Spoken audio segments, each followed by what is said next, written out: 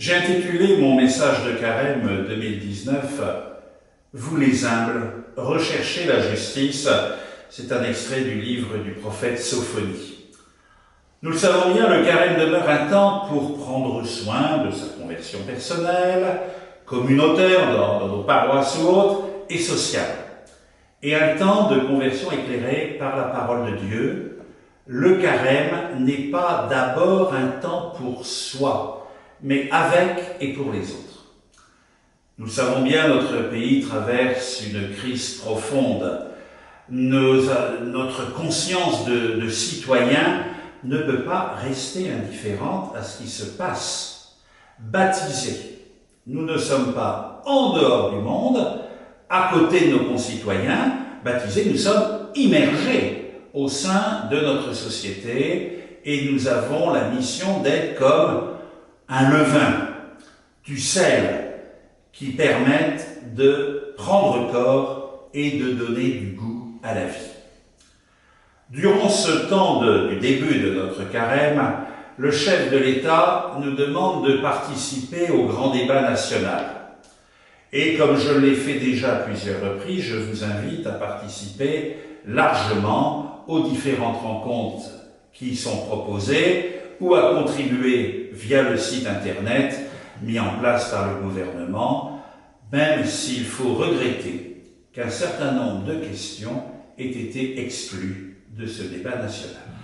Alors que se profile l'élection européenne, donc qui aura lieu fin mai, ce carême devrait nous permettre de découvrir ou de redécouvrir les fondements de l'Europe, tels que les ont voulus les pères fondateurs.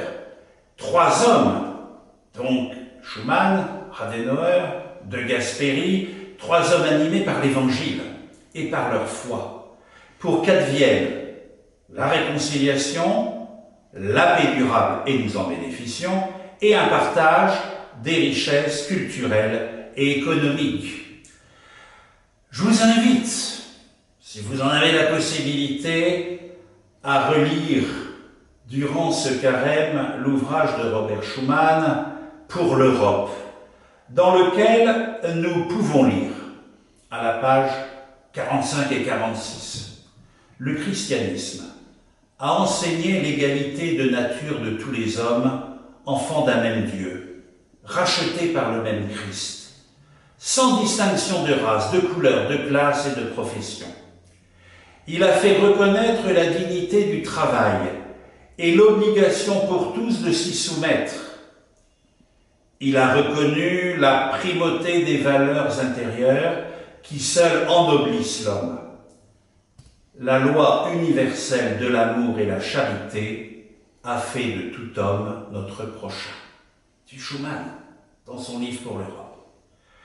Le carême, s'il demeure un temps privilégié pour la prière, nous souffle qu'il ne suffit pas de dire « Seigneur, Seigneur ». C'est Matthieu qui nous le dit au chapitre 7, verset 21. Encore faut-il s'engager concrètement pour prendre soin du corps social qu'ensemble nous formons, par-delà les convictions religieuses ou philosophiques de chacun. À toutes et tous, un beau et saint carême.